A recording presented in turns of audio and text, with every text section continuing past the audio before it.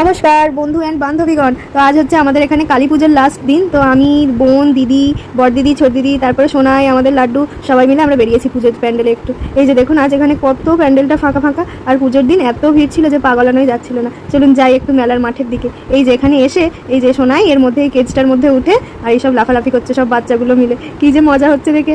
ভাবছিলাম যে যদি আমরাও উঠতে পারতাম। ওই পুজোর দিন জিজ্ঞেসও করেছিলাম আমরা ইয়ার্কি মেরে, এখানেরই একটা বসেছিল এরকম আরেক জায়গায়, তো সেখানে গিয়ে জিজ্ঞেস করেছিলাম আমাদের ওঠা যাবে কিনা।